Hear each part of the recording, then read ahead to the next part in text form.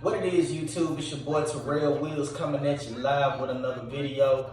Today I'm just going to talk to you all who may be interested in starting an ATM business. This is something that I was able to do on my own, and I'm sure it's something that you can do on your own as well. So I'm just going to go over a few steps if anyone that's interested as to how you can get started. So just a quick background as to why I was so interested in starting an ATM business. I thought it was just to find I've always been obsessed with passive income. Just trying to find new and creative ways, to make money. And make money while you're sleeping, make money while you're working, make money while you're out spending time with the family. And through a lot of research, I was able to find out that the ATM business is one of the best businesses to get into as far as making passive income. Now, nothing really is fully passive. There is a little work involved, just to be, quite honest with you. Some things that you may have to, do or deal with, filling up your ATM machine, driving back and forth to, get the money out of the credit union or the bank, whatever it is that you choose to use. So I'm just gonna get anybody who may be interested a quick breakdown as to how you can do this. And so I got some things that I just wanted to talk about. For anybody that's interested, number one, you want to get your LLC.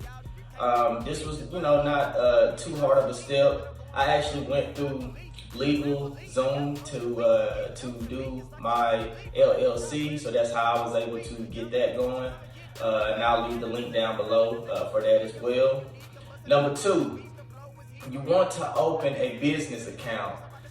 This is how you get your profit from your processing company. So one tip that I want to tell people as far as when you're out there pursuing or trying to get your LLC, after you get the LLC and when you get your business bank account, one thing I want to tell people is it's in your best interest to always be honest and be upfront. Now, I will say, honestly, this step was probably the hardest for me personally, because what I was discovering is a lot of people or a lot of banks are not really into assisting small business owners, who are getting into the ATM business. I say this is a hard step because I had to call so many different banks, so many different credit unions. So one thing that I did discover is, large banks like Wells Fargo, Bank of America, these things, establishments like that, they not really into helping. So to kind of make it easier so you don't have to go through some of the things that I went through as far as, trying to find a bank where you can get a business bank account, is I would say target smaller credit unions. So that would be a helpful tip. But for me personally, this was one of the biggest hurdles that I had to overcome, because I had to call and visit. I remember one time I even visited, I had an appointment and set and everything. And the lady on the phone, because I was just doing a bunch of cold calling to different banks and credit unions, the lady on the phone did say that they were able to assist me, that I can open up a bank account for ATM business. However, when I got there, I discovered that that's something that they were not able to help me with. And wasted a lot of time, and where I could have been focusing my time and my efforts on somewhere else. So that's just something to look out for. But to kind of help you from going through so much trouble, I would say focus on local small credit unions or small banks, because the larger corporations, they're not really gonna help you from my experience. All right. So number three, you want to find the location.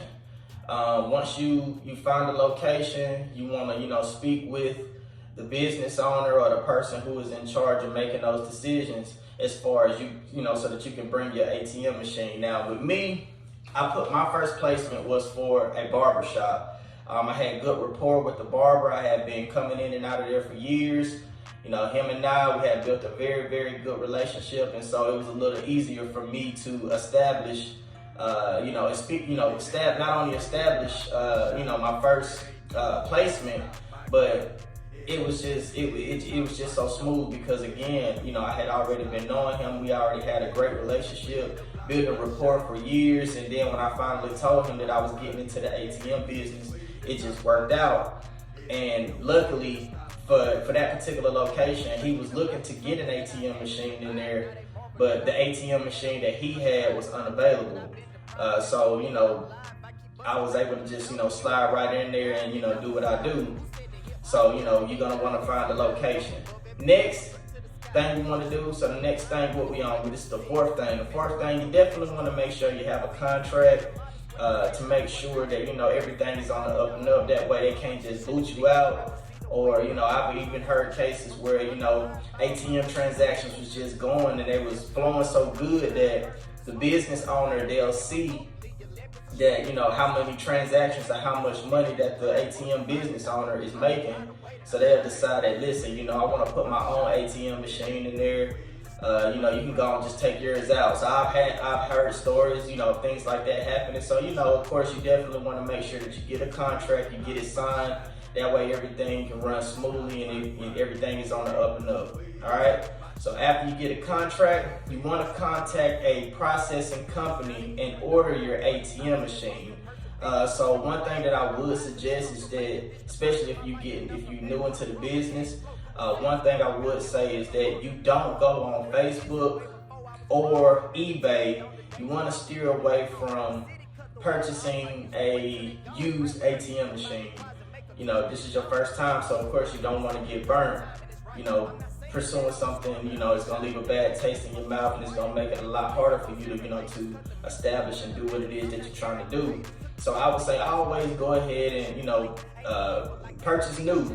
I never would suggest, perhaps unless it's from a reputable company, but outside of that, I would just say, man, don't just go ahead and get you something new. Get you a brand new ATM machine, and you're gonna be good to go after that. All right, so next thing that I want to talk about is you want to get it, once you order your ATM machine, you're going to get it off the truck. You're going to have to change passwords and you're going to have to set it up. Now, I would say outside of the calling, that was probably one of the more challenging things as well, setting it up, programming it. But it was just more because I was just so anxious to get started and everything. So step number 7. So step number 7 is you want to bring it to the location. Now, ATM machines, they're not really that heavy. So I'll say if you're a fairly strong person, you should be able to handle it yourself. You get you a dolly. You could probably do what I did and just rent one from, where did I get it from? I got it from Home Depot. So you can rent one from Home Depot, perhaps for maybe like 4 hours. I think I didn't pay no more than $25, $30 just to rent it. So I got the dolly. I was able to, load the ATM machine up myself. Once I got it to the location, just took it off the truck, used the dolly, got it in place as to where the business owner wanted me to place it. And so after that, again, if you just have to rent it, if you don't have a dolly, it's about maybe like, you can rent one for maybe about 4 hours for about $25, $30. After that, just take the dolly back. And once you get it placed, the final step is you're gonna make sure you get like a mobile app, and this will come through your processing company. So I use a company called PAI, and I get my reports through there. It's a little app that comes on your phone. Once you get the app, you'll be able to see how low you are with transactions, how many transactions you did a day. It also will give you a statement, a monthly statement, so you can see how much money you made, how many withdrawals, how many times people were denied, your surcharges and things of that nature. This pretty much concludes the video as far as for, you getting started with an ATM machine.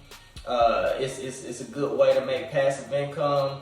There is a little bit, just a little work involved. Of course, when you run out, when you run out of funds or when you run out of money, your machine runs out of money, you're gonna be, going to the bank and, taking the money and just refilling it. And so, it's a good way for passive income. You can, stack your bread off of, let's just say, if you got about $2,000 in your ATM machine, you can set your surcharge up for $375, or at least that's what I set mine for. Now, I've seen other places where I've been in convenience stores, I've seen, $3.99, and I've also, been to other ATM machines where I've seen $5. I've seen other places where in casinos, strip clubs, things like that, it's above $5, $6, $7, perhaps even $8. So it is a good way, you just said it's a good way to, again, to, make some extra income. This was my side hustle that I decided to start. And, as time goes on, I'm going to continue to build and build and build. But for anybody out there that may be interested in starting an ATM business, these are some of the basic steps. I will continue to do updates. Perhaps we'll go on a ride. I'll do a video of, me refilling the ATM machine and, different things like that. So if this is something that you may be interested in, if you did find this helpful, man, be sure to hit that like button. Be sure to subscribe. And y'all get in the comments and tell me what you think.